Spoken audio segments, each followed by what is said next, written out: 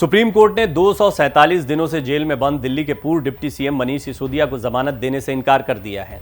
आप नेता सिसोदिया पर दिल्ली शराब नीति में भ्रष्टाचार और मनी लॉन्ड्रिंग का आरोप है। उन्हें 26 फरवरी को गिरफ्तार किया गया था। जस्टिस संजीव खन्ना और जस्टिस एसवीएन भट्टी की बेंच ने सोमवार 30 अक्टूबर को फैसला सुनाते हुए कहा, घोटाले से जुड़े कई सवालों के जवाब अभी नहीं मिले हैं। इनमें 338 करोड़ का लेन देन हुआ है, जिसमें सिसोदिया की भूमिका संदिग्ध लग रही है, इसीलिए याचिका खारिज की जाती है। कोर्ट ने जांच एजेंसियों को भी निर्देश दिया कि ट्रायल 6 से 8 महीने में पूरा करें। अगर ट्रायल में देर होती है तो सिसोदिया जमानत के लिए 3 महीने के अंदर दोबारा अपील कर सकते हैं।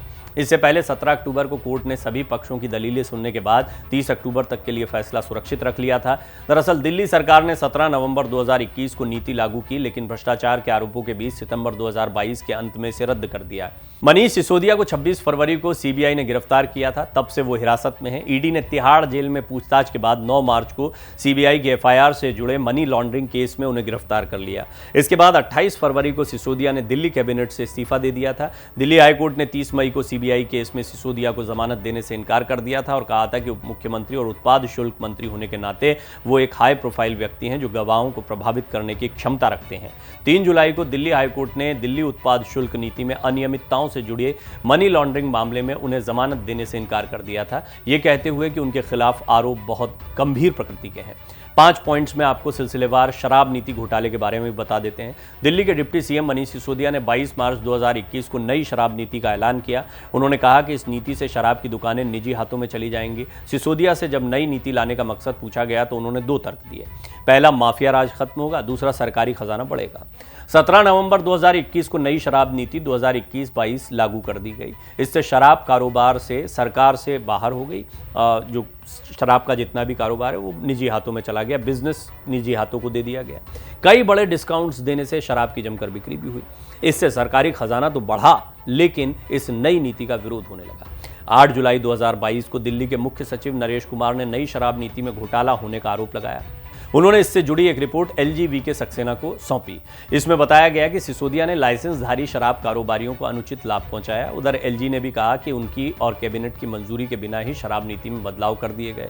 एलजी सक्सेना ने मुख्य सचिव की रिपोर्ट के आधार पर सीबीआई जांच की मांग की। 17 अगस्त 2022 को जांच एजेंसी ने केस दर्ज किया। इसमें मनीष सिसोदिया, 3 रिटायर्ड सरकारी अफसर, 9 बिजनेसमैन और 2 कंपनियों को आरोपी बनाया गया। सभी पर भ्रष्टाचार से जुड़ी धाराओं के तहत केस दर्ज किए गए। 19 अगस्त को सिसोदिया के घर और दफ्तर समेत 7 राज्यों के 31 ठिकानों पर छापेमारी की गई। इस पर सिसोदिया ने दावा किया कि सीबीआई को कुछ नहीं मिला। इधर 22 अगस्त को प्रवर्तन निदेशालय ने ईडी ने सीबीआई से मामले की जानकारी लेकर मनी लॉन्ड्रिंग का केस दर्ज कर लिया। विवाद बढ़ता देख 28 जुलाई 2022 को दिल्ली सरकार ने नई शराब नीति को रद्द कर दिया, फिर से पुरानी नीति लागू करने का फैसला लिया। 31 जुलाई को सरकार ने कैबिनेट नोट में बताया कि शराब की ज्यादा बिक्री के बाद भी सरकार की कमाई कम हुई, क्योंकि खुदरा और थोक कारोबारी शराब के धंधे से हट रहे थे। सिसोदिया के पास एक्साइज डिपार्टमेंट था, इसलिए उन्हें कथित तौर पर इस घोटाले का मुख्य आरोपी बनाया गया।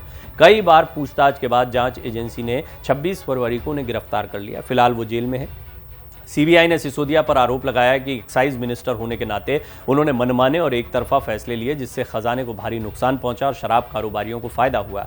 आबकारी नीति केस में ही ईडी ने 4 अक्टूबर को आप सांसद संजय सिंह को भी अरेस्ट कर लिया है। उनके दिल्ली वाले घर पर सुबह 7 बजे ईडी की टीम पहुंची। 10 घंटे तक छापेमारी चली। इसके बाद उन्हें गिरफ्तार किया गया। अगले दिन 5 अक्टूबर को उन्हें राउज एवेन्यू कोर्ट में पेश किया गया, जहां से कोर्ट ने उन्हें 10 अक्टूबर तक की रिमांड पर भेज दिया।